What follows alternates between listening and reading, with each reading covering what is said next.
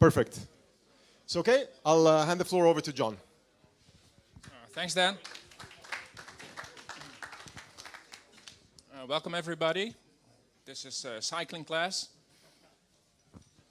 My name is John Tromp. I'm a Dutch computer scientist. And I got interested in this work in late 2013. So what I'll do during this talk is explain the background of the notion of proof of work, and then the inspiration for what became Cuckoo Cycle, which is hash tables, and particularly one type called the Cuckoo hash table. And I'll even get to proving a theorem. And the goal is to get you acquainted enough with Cuckoo Cycle that you would be able to explain it yourselves to someone else if they ask you what the hell is Cuckoo Cycle. On the algorithmic side, in order to solve Cuckoo Cycle, there are some notions involved like cycle finding and edge trimming. And I'll explain the different approaches to edge trimming, lean and mean, what exactly they mean and how they differ. And I'll end with discussing the variation that we'll be using for the ASIC-friendly version in Grin. So what is proof of work? This notion was introduced back in 1992 by Dwork and Nauer as a means to fight spam. In order to get your attention, you want people that email you advertisements or whatever to go through some effort. So hopefully they'll only send you stuff that is really worthwhile your attention. So in general, a proof of work is a puzzle that is going to be very hard to solve, going to take some significant effort, but it's easy to verify. It would be no use if the puzzle solution is also hard to verify, because then you're just wasting your time again. And to avoid some spammer from reusing a proof of work for various people or different messages, we want to tie the proof of work to a particular message. For instance, every time they send to a new email recipient, or on a different date, or with a different body, they have to do a whole new proof of work.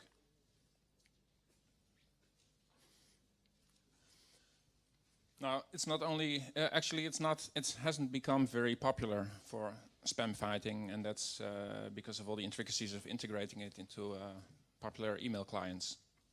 But it has become very, very successful in cryptocurrencies, and particularly when Satoshi Nakamoto picked a proof of work to solve one of the fundamental problems that were considered impossible to solve, namely reaching consensus in a distributed, decentralized environment. So one main thing that proof of work allows us to do is to reach consensus on what is the history of transactions that we can all agree on. And this is done by the so-called longest chain rule. We all agree to accept the history of blocks that has the most accumulated difficulty as the true history, and to try to extend it. But perhaps equally important is the role of proof of work in distributing a new cryptocurrency, in order that everybody has to go through a similar effort in order to obtain the currency. And for that you need another property, namely that you can also generate these puzzles to be of any desired difficulty. In that way we can make sure that our blocks arrive at a regular pace of, say, once every 10 minutes, and that they can adjust to any increase in hash power.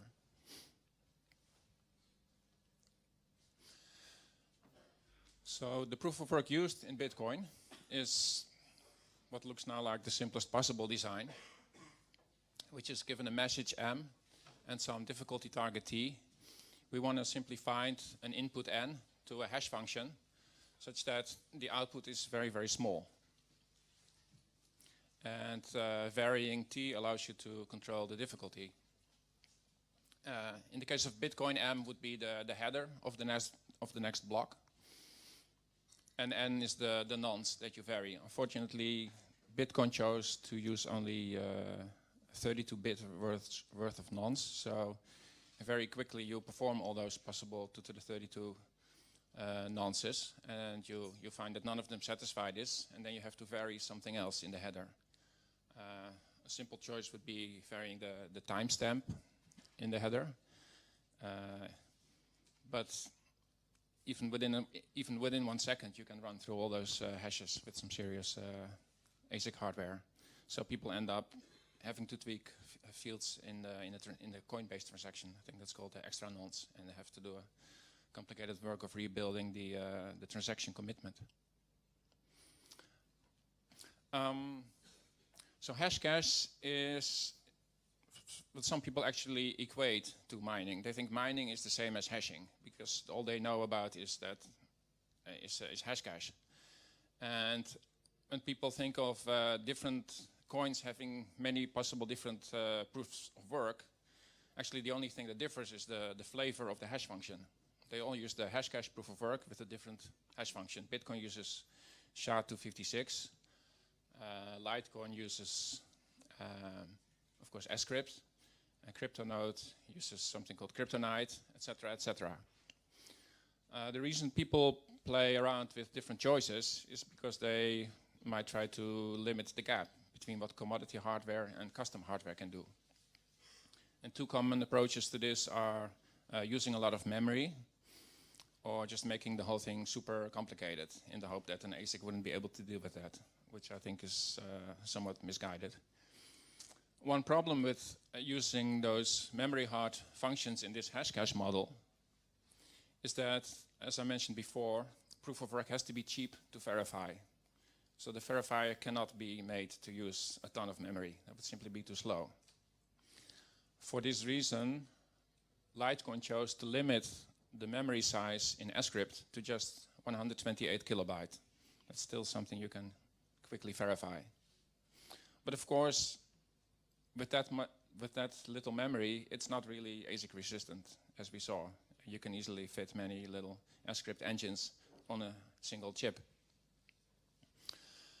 So to make things really memory hard, we have to get away from Hashcash. We need what is known as an asymmetric proof of work. And here's a list of some of them. The first known asymmetric proof of work is Primecoin. And there the puzzle is to find certain sequences of prime numbers, namely a sequence that almost doubles at every step. There, the algorithm for finding those sequences are quite different from the way you actually verify them. Later that year, there was a proposal for a memory hard proof of work for a new currency called proto-shares by Dan Larimer, which he called Momentum. And basically that amounts to finding birthday collisions. So as I've indicated here, it's like finding two different nonces that, sorry, I see the, that's the wrong notation. It should have said the hash x exclusive or the hash of y is 0. So two things that hash to the same value. That is the idea.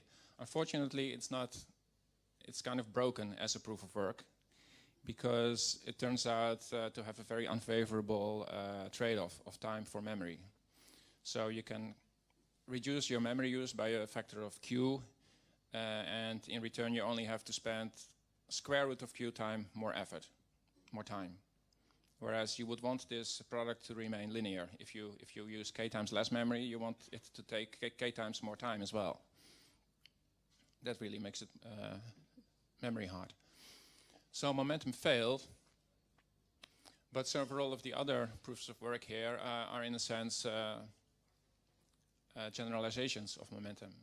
So reading about Momentum and getting involved in the discussion of how to attack this got me actually on the path of designing a memory hard proof of work. And that led to me announcing Cuckoo Cycle in January of 2014. And you can also see that as a 42-way collision of hash functions. There were some improvements proposed and integrated during 2014, and finally I wrote the paper and got it accepted into the Bitcoin 2015 workshop. later that year, there was a similar memory hard proof of work called Equihash, which we can view as exclusive OR of 2 to the k different hash outputs, all being 0. So if you restrict that to the case k equals 1, then it is basically another version of momentum.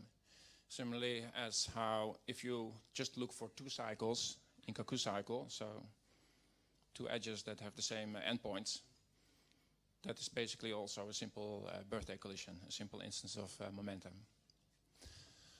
So as long as we're discussing asymmetric proof of work, it's worthwhile to point out Ethereum's proof of work, ETHash, which is also asymmetric, but in the opposite way. In ETHash, verification is actually slower than a single attempt to mine. And the reason is that they have this notion of a moderate size data set of 30 megabyte.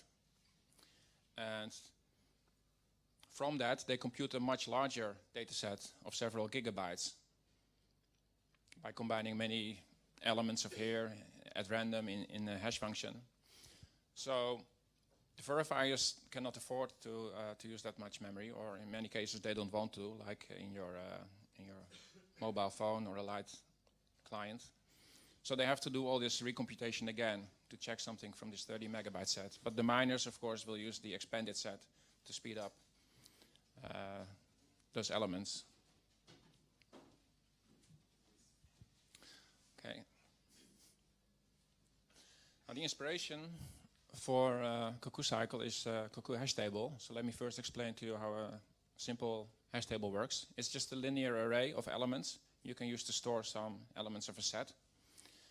And you store your elements at some location that's basically determined by a hash function. So in this example, I'm just storing integers, but I'm still applying a hash function so that it leads me to a more or less a random entry in the table. And if that location is empty, I can store my element there. If I want to store something and I find that the location given by the hash function is not empty, such as in this case, then I simply check consecutive elements until I find an empty spot, or until I find that my element is already present if I'm doing a lookup. So in this case, I can place I can place 8 at the next entry. The downside of this approach is that when the table fills up, you might have to check many, many consecutive entries before you find your spot where you can store the next element. So we come to Cuckoo hash tables, a notion introduced in 2004 by these people, POW and Rodler. And there the idea is that an element can only reside at 2 possible locations, but in 2 different linear arrays. So you have one hash function, hash0, that tells you where the element 8 could go in this array, but it's already occupied by 11. And another hash function, hash1, which tells you where it could go in this other array. And you're happy because, in this case, we can put it there. Okay, but what if both locations are occupied, as in this example? Now we need to take inspiration from a certain bird you may be familiar with, the cuckoo bird. It will happily just throw out one of the elements, in this case 11, and stick its own egg in that nest. Now we have a problem. Where does the 11 go? Well, 11 also had 2 places to go. So the other place is wherever hash1 tells us to go. And in this case, we find again that that location is also occupied. So we repeat the process. We kick out 19 and put 11 here. Now where does 19 go? Of course, if it goes somewhere off there, we're happy. But what if it wants to go here? Let's see. Now I have to back up. What happened was there was an element 2 there, but the alternative location for 2 was here. So we kick out 2, and 2 goes there. Oops. And 30 can finally go there. However, now we have kind of a problem. We have 5 elements, Cuckoo hashed in these 5 locations.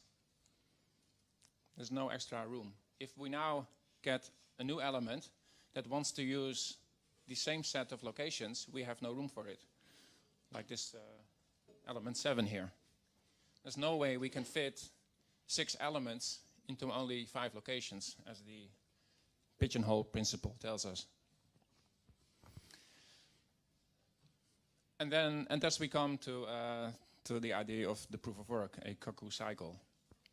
In the case of the hash table, what you would do in this case is to re-index everything. Possibly make your both of your arrays larger, and then possibly picking new hash functions and then putting everything in place again, hoping it will fit. But we use this as the solution of a puzzle, identifying such cycles. So in more abstract terms, the picture looks like this. You have what is known as a bipartite graph. The nodes are split into 2 partitions, upper and lower nodes.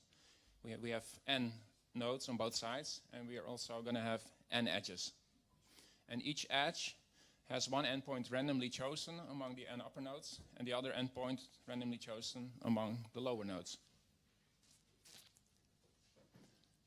And a solution to the problem will be given by a set of edges, like 2, 8, 11, 19, that form a cycle. And this is something that's easy to verify.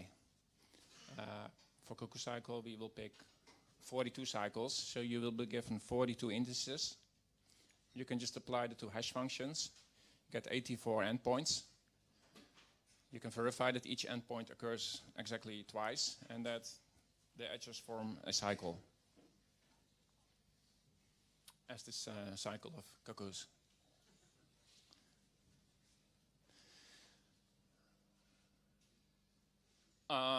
This is what a slightly larger Cuckoo graph looks like. On 2 to the 8 edges, and there's 2 to the 8 nodes here and 2 to the 8 nodes there. And going up in size, we have what 2 to the 12 Cuckoo graph looks like, 4096 edges. And I cannot really tell here if there's a cycle or not. I think we're going to have to work on some algorithms for finding them efficiently. But before we do that, let's consider what are the odds that we even find a cycle. So I have to introduce the notion of an anchored cycle. That is just a way to pick one of the 42 edges and consider that as a starting index. For example, in this picture, we have a 42 cycle, of which I've not drawn all the edges, but I just arbitrarily anchor it at this edge. I pick this to be the first index, and then connecting through the upper layer, the next edge is going to be the second index, and so on until I get back. This way, I represent the cycle with 42 edge indices, as there, I1, I2 through I42. And I call any sequence of 42 indices a potential anchored cycle, or a pack. Now we come to the math in this talk. The theorem is that the expected number of anchored cycles will be 1. The reason is that the expected number, which is a mathematical notion of an average number, will be the number of packs times the probability that a certain pack is in fact a cycle. Well, since a pack is just a sequence of 42 numbers, there will be n to the power 42 possible packs. And each one has a probability of 1 over n to the 42 of forming a cycle, because you need these 42 coincidences where 2 edges are adjacent. Because every cycle corresponds to 42 anchored cycles, we immediately have the conclusion that the expected number of cycles is this divided by 42, 1 over 42. That's how many cycles you expect. I've glossed over the fact here that those indices should all be distinct. If you do it exactly in terms of the number of expected L cycles in a graph with n nodes, you find this formula. This is exact. So we again have this major term 1 over L, and these two factors that are normally very close to 1, when n is much larger than L. This is a so-called falling power, n to the falling L, which is just a shorthand for this, n times n minus 1. So instead of this guy here, which is n times n times n times n, you have the products dropping down.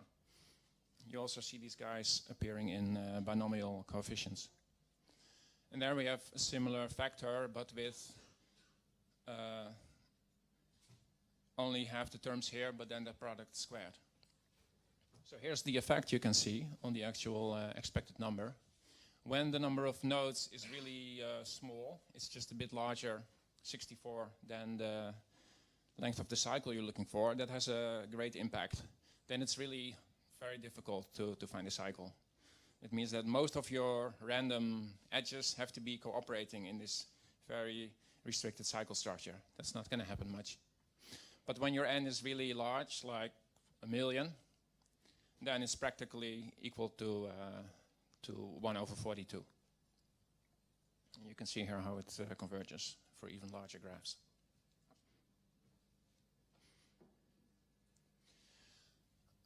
So let me discuss. I thought I introduced another slide in between these two that apparently didn't make it to Google Docs. I will discuss two ways to actually find the cycles in a graph. The first is the so-called Cuckoo miner, which actually mimics the operation of the data structure, the Cuckoo hash table. So what we're going to do is introduce these edges one by one, add them to a data structure, and then see if a newly added edge perhaps completes a cycle. As in the Cuckoo hash table, we can just keep track of where an element is stored and what the alternative location is.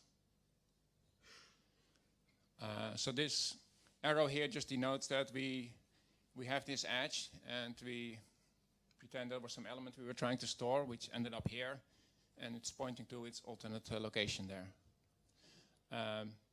The fact that we only record one outgoing edge from each node means that we're restricted. We cannot have two outgoing edges. We cannot store two elements here. So when we are adding a new edge, like in this case, I did add a slide, but I added it at the wrong place. Okay, so this is what I was going to say. I have two algorithms that each consider edges one at a time. The Cuckoo miner will find a cycle base, and the next one will find all the cycles. So a cycle base is just the possible additions to a tree structure that would form a cycle, but you're not actually adding them. You're maintaining a tree structure. What's technically known as a directed forest. So you can see it's a bunch of components in which the edges form a tree, an acyclic structure. So what does this Cuckoo miner do when it has to add a new edge, say between nodes U and V? In this case, it sees that both already have an outgoing edge, so it cannot add an edge between U and V right now. But if we follow the paths formed by those edges to their end, and we call those ends the root, we can see that the root of U is different from the root of V. Then we know that those are in different components. So we're trying to connect two components. We can do that by reversing one of the paths. And the most efficient way is to reverse the shorter path. That's what we've done here. We've reversed these two edges. And now we can add an edge from U to V. We've joined the two components into a bigger one. And if we have to add an edge that is within one component, like here, after the path following, we find that they have identical roots, and then we know that adding this edge would form a cycle. So in that case, we can figure out what would be the length of the cycle, and we could report it if it's the right length, if it's a 42 cycle. But we don't. At that point, we cannot add it. We want to maintain a tree structure in this algorithm. So we keep going, and then we end up finding a cycle base. So we have this total tree and a set of edges that would complete various cycles. Most of the time, you don't find too many, there are not too many cycles in a graph, and most of the time they are disjoint. So not adding the cycle forming edge doesn't prevent you from finding all the cycles. So this algorithm is quite memory efficient because it only needs one pointer per node. And you have, in a bipartite graph, you have 2 nodes for every edge. We have n edges and n plus n nodes. So this takes altogether 64 bits per edge. But the accesses we make to these data structures are all very random. Then we have another approach that's not restricted to acyclic graphs. We simply explore the graph at every edge addition. We try to follow all paths, starting from the latest addition of length up to 42. And that way we can see if they come back to itself in 42 steps. Along the way, we need to remember which nodes we've already visited, so we don't visit a node twice. That would not be acceptable. And we can simply use a temporary bitmap for that. So what do we need to do this exploration? When we get to a node, we need to be able to iterate over all the adjacent edges. And for that, you use what is called an adjacency list representation of the graph. In this case, the way I represent it is that I split every edge into 2 half edges, like these two. And then what I can do is all the half edges adjacent to this node, they will have one pointer pointing back to the node and another pointer pointing to the next element in the adjacency list. So from this node, I can follow this pointer to the start of the adjacency list, and then I can traverse all these 3 half edges. If I want to know where this edge leads to, I can hop from one half edge to another half edge. This doesn't need an additional pointer. That's just the fact that I store these 2 at adjacent locations, and then I can follow the pointer from this half edge to find where that edge goes to. This allows me to find all the edges in the graph, but it takes some more memory. At every node, I use a 32-bit pointer to the start of the adjacency list. Then within each half edge, I use 2 pointers, and there's 2 half edges in each edge. So it adds up to a total of 192 bits, or 24 bytes per edge. And I still have the same high latency. So, in conclusion, I can use cycle finding, but in either case, it uses quite a bit of memory, and I have all these accesses being completely random, meaning high latency. It's going to be quite slow on your DRAM. And furthermore, the approaches are both inherently single-threaded. There's all these updates to the data structure that really have to be performed sequentially, otherwise you mess up the data structure. So you cannot run this easily on a GPU with thousands of threads in parallel. Fortunately, in early 2014, a guy, David Anderson, identified a better way to find cycles by adding a pre-processing phase that just eliminates most of the edges, basically reducing the cycle finding task 1,000-fold. That works as follows. If we look at this graph, we can wonder, can this edge be a part of any cycle? No, there's no adjacent edge here. This is a leaf node, and this we call a leaf edge. It's going nowhere, so we can just eliminate it. Same for this edge. So let's eliminate all the edges that are going to a leaf on the bottom. Bam. And now we create new leaf edges from the top. We can eliminate those. Bam. And again from the bottom, those can go. And those are not going to be part of a cycle either, so let's get rid of them. And finally, after some rounds of edge trimming, we are just left with a cycle. And here there's nothing left to trim. Every edge has an adjacent edge.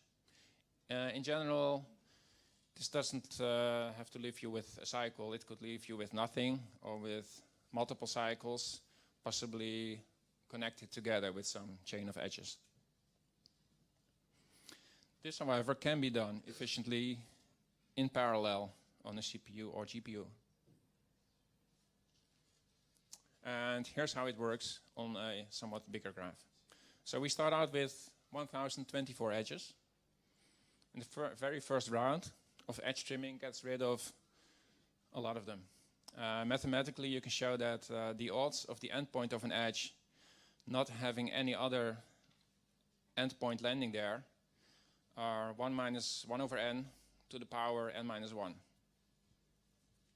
And perhaps some of you know that that converges very fast to 1 over e. And indeed, we see here that we lose about a fraction 36% of the edges. That's 1 over e. So after the first round, we're left with the fraction 1 minus 1 over e, about 64% of the edges. The next round is even better. You can again show mathematically that you lose more than half the edges. Bam. Very fast, efficient. In parallel, we get rid of all those edges. And we continue eliminating edges. The reduction amounts become a little bit slower, but it's still more or less geometric pace. And in the end, we're left with just this cycle. Of course, we don't, in general, we don't continue all the way. We just stop when we have so few edges left that it becomes more efficient to go to the cycle finding phase. For the edge trimming, we have two approaches, lean and mean, terms you've probably heard dropped here and there. So let's examine exactly how these differ. In the lean approach, what you do is you maintain the set of remaining edges with a simple bitmap. 1 bit per edge to record whether the edge remains or not. Then what you do is you iterate over all these edges using the bitmap. And for the live ones, you compute the endpoint. And you start counting the degree of these nodes. You only need to distinguish 3 possibilities. Either a node has a 0 degree. That's where everybody initially starts. And when you add an edge, you increase it. It can become 1. If you add 2 or more, if you have 2 or more nodes having this endpoint, then its degree will be at least 2. You don't care if it's 2 or 3 or 4. After this node counting phase, you have another phase where you again iterate over all the edges. And now you look, did I have another edge coming out there or not? In this case, it can see from the counter 1 that this was a leaf edge, and it can kill it, just setting that bitmap element to 0. So representation bitmap, memory used just 1 bit per edge. We identify leaf edges by counting node degrees. This identification uses 2 bits. Well, it's only distinguishing 3 levels, so we could call it a trit, log 3 bits.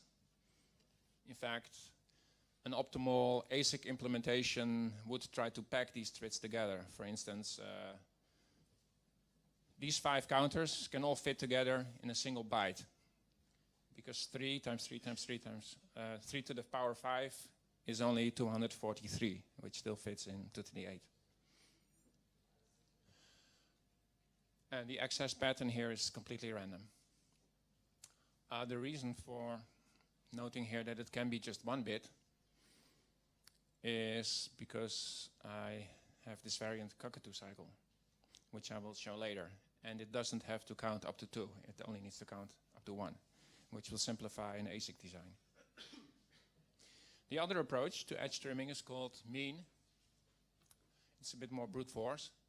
It represents the list of remaining edges just by the indices represented explicitly. I can call it a list, but in actuality it will be a whole bunch of lists, in different buckets. So for each element in there, I will need a full word, 32 bits, on a CPU, And on the GPU, it turns out to be better to just store the two endpoints than instead of the edge index, to avoid having to recompute the endpoints all the time by hashing. The way to identify now the leaf edges is to conceptually move these indices to either side of the graph. If I move them all up to this node partition, they will end up in this particular order. And then I can check, for instance, 14 in this sorted list. 14 goes to a different endpoint than its predecessor 10 and its successor 9. So this is a leaf edge, I can kill it. I just get rid of this element. The way you sort these elements is a so-called bucket sort, where you just look at a range of bits and then you drop the edge in the corresponding bucket.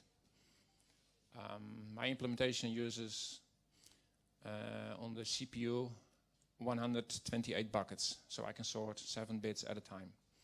And then within a bucket you can repeat the bucket sort to really get everything sorted down there. At the lowest level of this, actually you go back to this method of counting, but in that case your bitmap for the nodes or the node counters will be so small that it fits into your smallest cache, and then you don't care that it's random access because it's all very fast. The point of bucket sorting is to avoid having all these completely random accesses to global memory, which is what really slows you down. So for practical purposes, we can call the access pattern here mostly sequential. There will be a limited number of streams in memory during the bucket sort. The overhead of the sorting on the CPU is quite low because there's not too many threads and they only use a bit of additional memory. Whereas in the GPU, you will have all these tens of thousands of threads. And in order to be able to work in parallel, they need their own separate space. So you end up with a 65% overhead on top of this 64 bits per edge.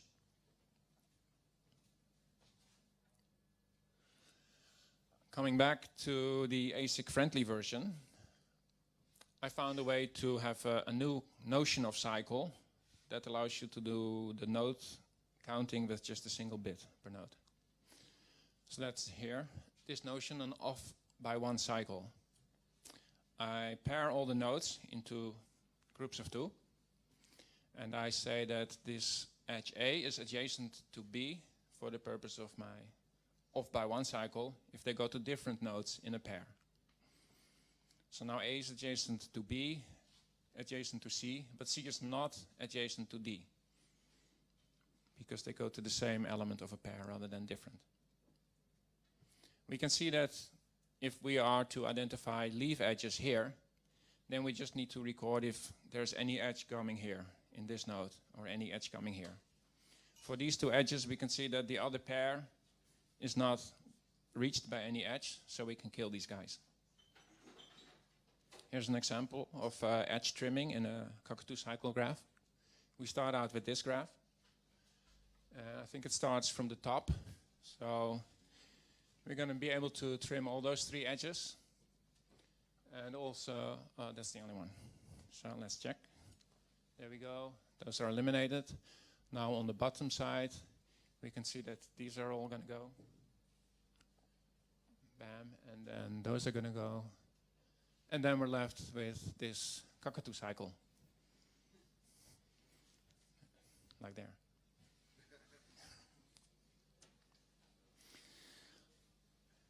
Okay, so now an overview of the mining for Grin.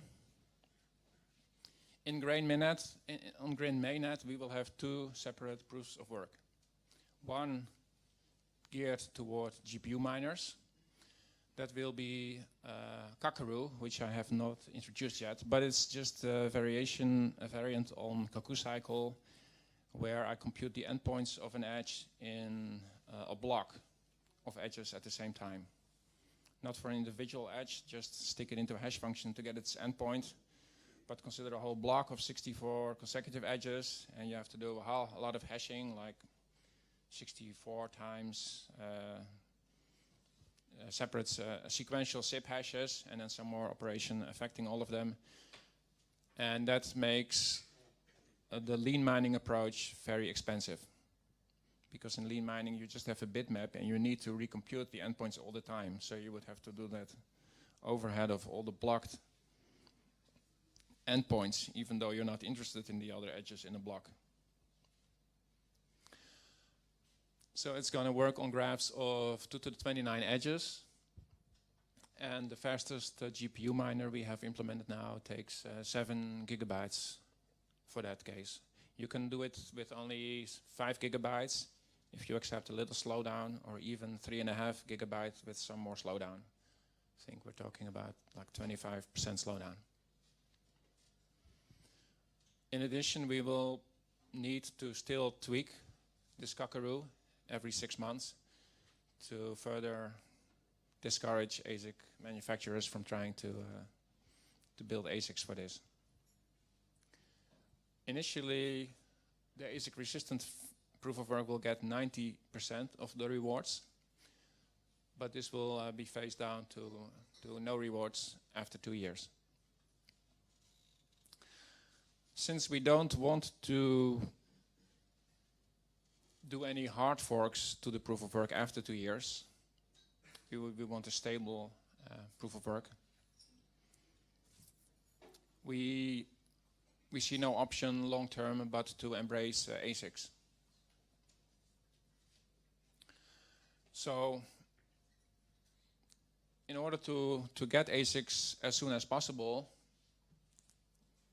we have this version Cuckoo that only requires 1 bit for node counting, and that is hopefully much more efficient with lean mining. So an ASIC could use a ton of static RAM. That's much faster for purely random access. And it would have quite a large performance gap with a GPU. The size for the Cuckoo will be 2 to the 32. And this has been chosen so that the amount of memory it takes, 1 gigabyte, is simply too large to fit on a single chip ASIC. So we're really making this a memory hard proof of work that focuses on the memory bottleneck of the connection between the ASIC computational element and the memory element, which will need to be on a separate chip. So performance of your ASIC will be limited by your memory bandwidth on your I/O pins, which is something different from most existing ASICs that just work all within a single chip.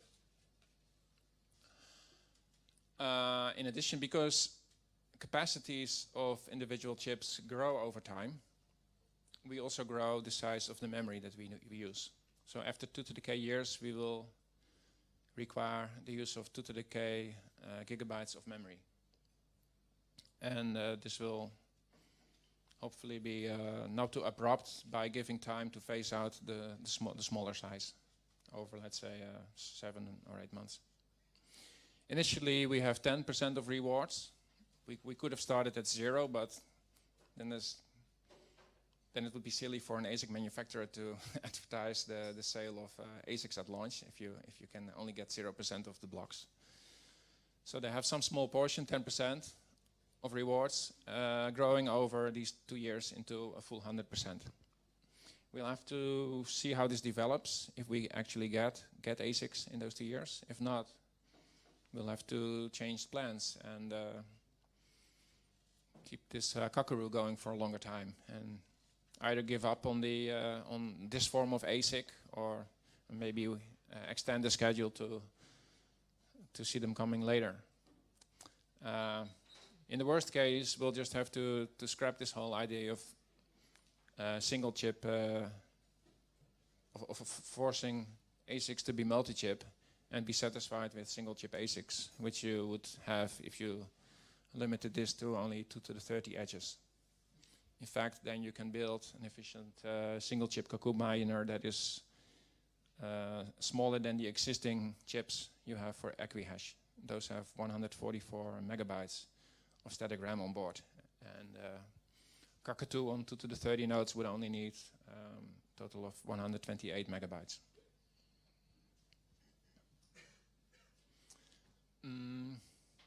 I was thinking of making another slide showing the general workflow of the proof of work, but then instead I decided to give the talk not on an empty stomach. But I can I can just talk about it. So whenever a new block appears on the Grin blockchain, what a miner will do is grab a bunch of transactions to include in the next block and form the next header. And that has various fields like timestamp and commitments to Merkle mountain ranges. And you take all those initial header fields called the pre-POW header, and that is your message that the proof of work is going to commit to. You feed those into the Blake2b hash function, and out comes 32 bytes of unpredictable information, which we will take as the keys for our hash function inside Cuckoo Cycle, the SIP hash function. That's a keyed hash function that can use a 256-bit key. Basically, this SIP hash key defines the whole graph you're going to search. The miner can still choose whether he's going to do the ASIC resistant one on 2 to the 29 nodes or this version, and they could even choose to do something larger than 2 to the 32. As implemented, our proof of work accepts any size up to 2 to the 64, which is an amount of which would require an amount of memory that's currently unimaginable. But because of the asymmetric design, it is still extremely cheap to verify a Cuckoo solution on a 2 to the 64 node graph. So the miner decides which graph size he's going to solve, and he has set the SIP hash keys. So now he can start generating the graph and do all his edge trimming, either with lean or mean. And maybe that goes on for like 60 or 100 rounds or 150 rounds. And by that time you have lost 99.9% of the edges. As we've seen, the edge trimming is extremely effective and works in parallel. Then you're left with a small amount of maybe at most 100,000 edges. If you were trimming on the GPU, you would move them. With the current miner, you move them back to the CPU because the CPU is faster at single-threaded applications, and there it runs either the Cuckoo miner, the Cuckoo cycle finder, or the general graph cycle finder, and then you will find if you have any 42 cycle. If you found one of those, then you prepare the sorted list of 42 edge indices that form the cycle, and those will be appended in the header as the proof of work. And there's also a field that specified the size of the graph that you chose to mine on.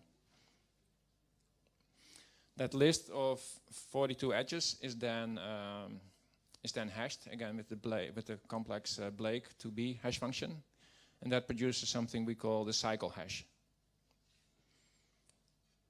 This is where the further difficulty control comes in. If there are many people mining Cuckoo cycle, then we will find many 42 cycles during one block interval, and we require the additional difficulty threshold to be passed in order to claim the Grin reward. So that's just basically an instance of Hashcash on top.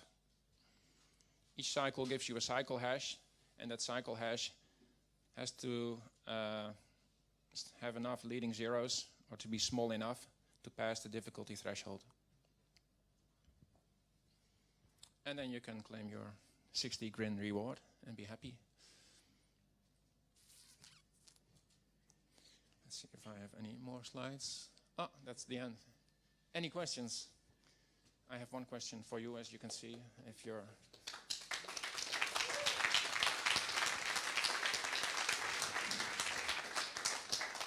Algorithms and beer on a Friday evening. What more can you ask for? Questions? How do the two proof of works scale? Does any one block need to meet both proof of works, or are No. okay? How are different proof of works chosen between blocks? The miner chooses which type his hardware works most efficiently on. The choice could also be affected by the so-called secondary scale, which is the mechanism by which we obtain the balance of 90 to 10% of rewards. So we look in recent history, what is the proportion of blocks that were claimed by the GPU-friendly one, which should be 90%. But maybe if it is 99%, clearly people are finding the ASIC-resistant ones too easy and are struggling to find the ASIC-friendly ones. So then what we do is we make the ASIC-resistant one more difficult to satisfy by increasing the so-called secondary scale. So depending on the current value of the secondary scale, a miner could also choose whether to apply his existing mining hardware, GPUs presumably, to mining either one type or the other type. So we have all these different types competing in parallel, and whoever finds the first accepted solution will announce it. And the block reward that miner receives depends on which No, block reward is always the 60 grins plus any fees in the transactions you included. But then if each block only needs to satisfy one proof of work, how does it scale between the two proofs of work? Like I said, it adjusts this variable scale, secondary scale, to make the ASIC-resistant one either harder or easier, depending on the proportion in recent history. Gotcha. Thank you.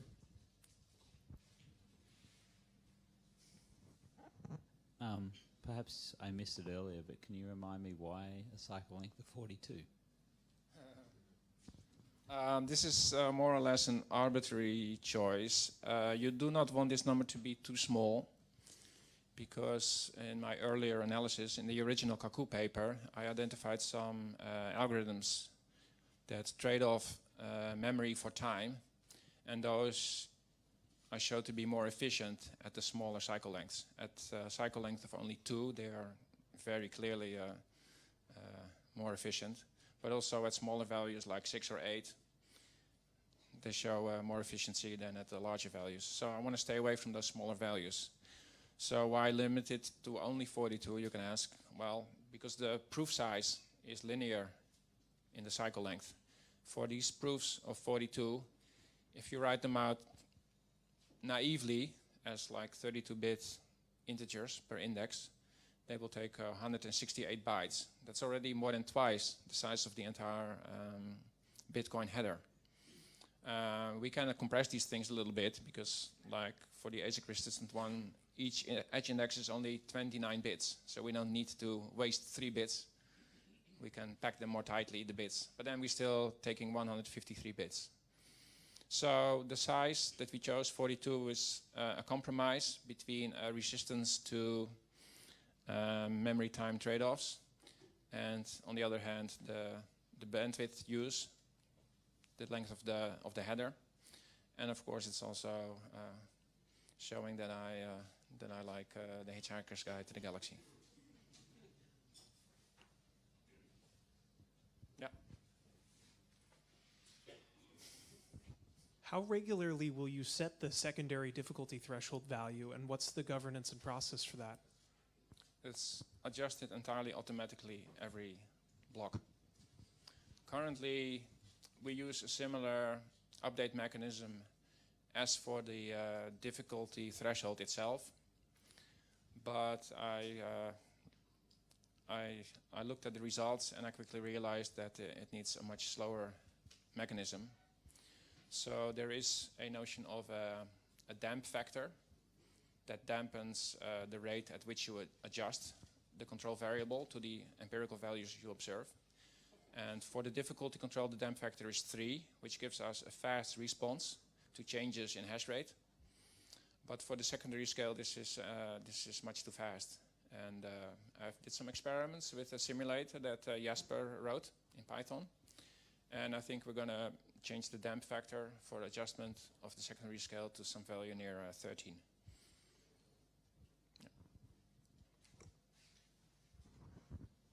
I may have missed it, but what happens if there are no ASIC miners at launch? What happens to those 10% of the block rewards? We will see that people will still attempt to solve the ASIC-friendly Cuckoo 32 with their GPU cards. But if they choose the mean miner, that's going to take quite a lot of memory. In fact, it will take 32 gigs of memory at a minimum, which is not available on your everyday GPU card. There are some so-called CEO editions of the Tesla V100 card that could handle it. Also, the newly announced AMD cards have 32 gigs, but those are really the maybe prosumer or beyond prosumer level. Those will be quite costly. So that method of mean mining, Cuckoo 32, will be only available to a select few. And then you could use almost any GPU card with lean mining, since it only takes like 1 or 2 gigabytes.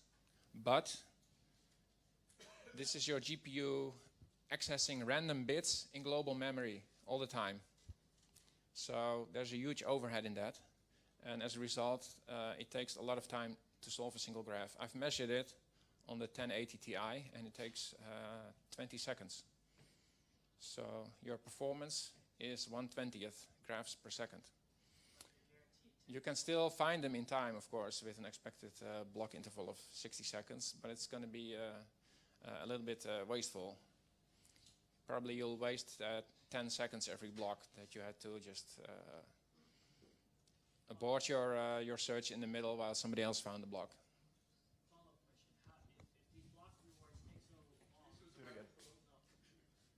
Sorry, follow-up question. If these block rewards take so long to mine using these extremely expensive cards, how do you guarantee that they get the 10% of the block rewards? If they fail to, then what happens is that this secondary scale will keep on, let's see if I did this right, it will keep on increasing, which means that all you have to do is find one Cuckoo 32 solution, and the effective difficulty control will be nothing. So any 42 cycle you find on the Cuckoo 32 will be accepted as a solution.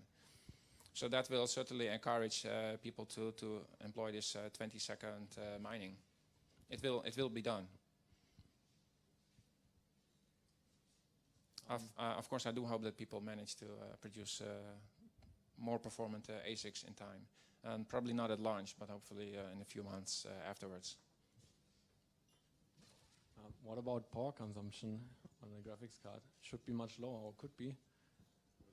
What was the question? Can you repeat the question? The power consumption on GPUs, it could be much less than Ethereum. Yeah, that's something I have not taken a good look at. I mean, I see that mean mining is much faster, roughly 4 times faster than lean mining on GPUs. But I haven't taken a good measurement of the power usage. I still expect that mean mining is much more efficient. Lean mining on GPUs is wasteful because you're transferring all these many bits from memory, but you're only using like a single bit or 2 bits at a time. That's quite wasteful. So if I understood correctly, if you're mining with the GPU, all you're doing is trimming edges. 99% of the time, yeah, you'll be trimming. And then you actually move to the CPU to find the actual cycle. Yes. Okay, so then what happens if you want? Let's say I want to build a miner myself. What happens if I want to put, for example, 8 GPUs on a single CPU? Is that still possible, or do I need to build a separate, like a whole computer per GPU, basically? The rig of 8 GPUs will find 42 cycles with such low frequency that your single CPU can easily do all the cycle finding required for that. Okay, so the CPU is not really a bottleneck. It's not a bottleneck. Okay. No.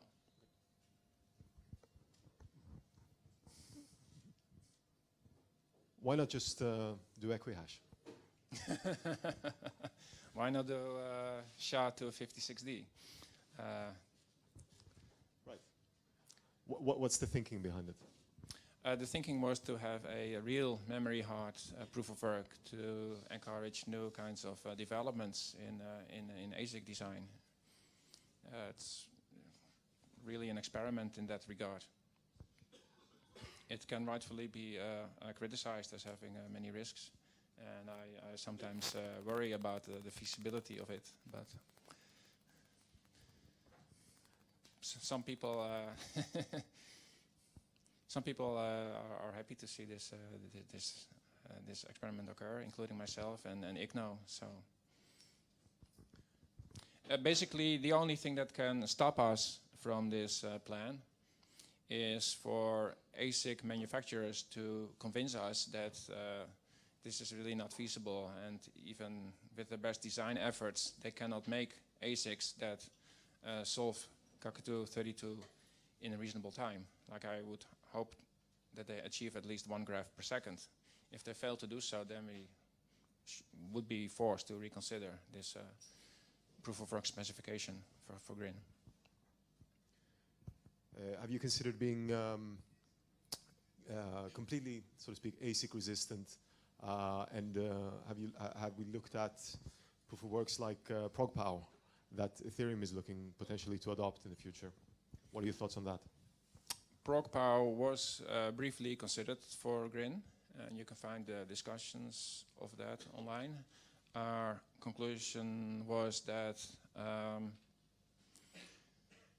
POW has the downside of not being cheap to verify.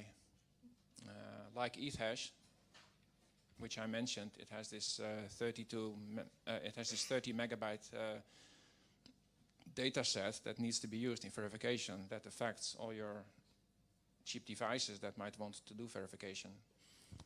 We prefer a design where verification is really instant, trivial, no memory use. It's much cleaner. Also, the specification of Cuckoo Cycle is actually the shortest proof of work in existence. Even the specification of the SHA-256 hash function takes up more space than the entire Cuckoo Cycle specification. So we like that simplicity and elegance.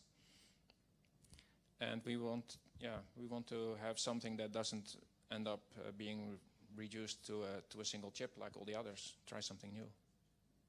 Very good. Yes, do you have a question, yeah?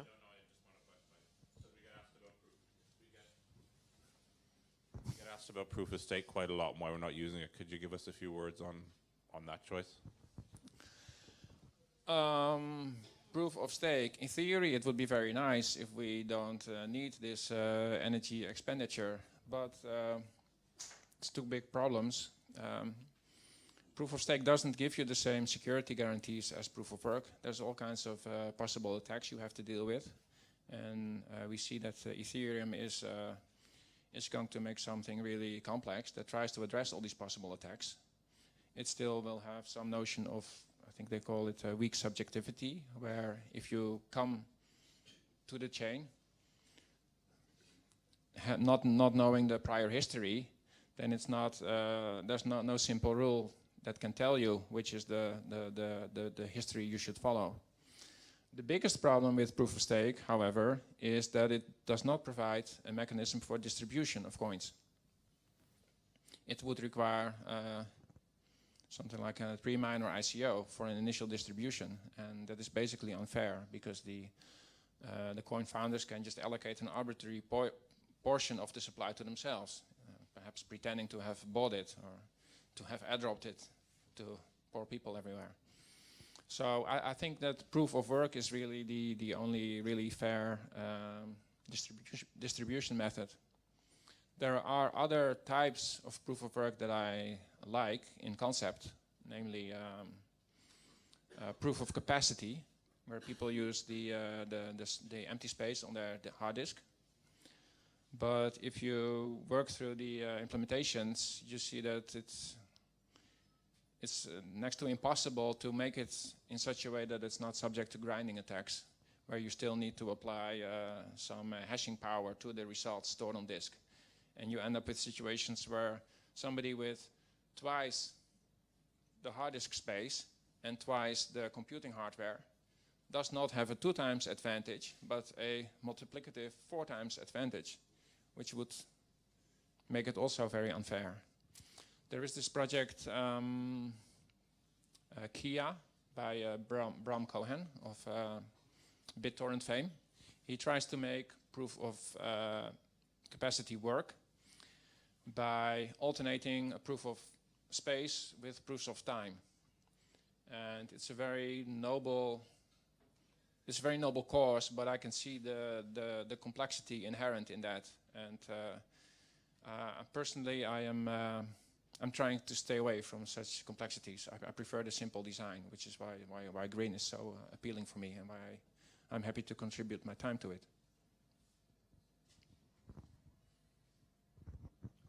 You had a slide about the after 2 to the k. No, after 2 to the k years, you have 2 to the k gigabytes of. I mean, I haven't done the math, but like in 100 years, how many gigabytes of? 100. Yeah, but that's is Well, that 64? Is that 64. You haven't reached the next 2 power yet. okay?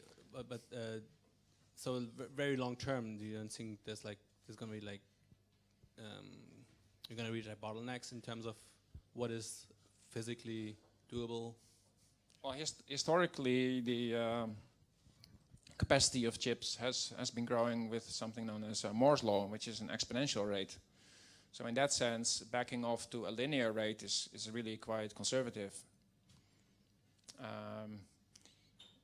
In the extremely unlikely event that we cannot even manage a linear increase in capacities, we would be forced to further relax it. But chances are that this will turn out to be still too conservative. That there will be even, of course, the exponential rate will not keep pace with what we saw in the past. It went from doubling every year to, in recent decades, only doubling every 18 months. And maybe in the future it will take even longer to double. But it's still some lower form of exponential rise. So I consider this linear increase to be quite conservative. It may not feel so conservative in the beginning, because already after 1 year we're doubling it, and after 2 years we're doubling it again. So those two initial increases seem quite steep. But after a decade, if you manage to overcome those two initial doublings, I think then you're good. Then you will.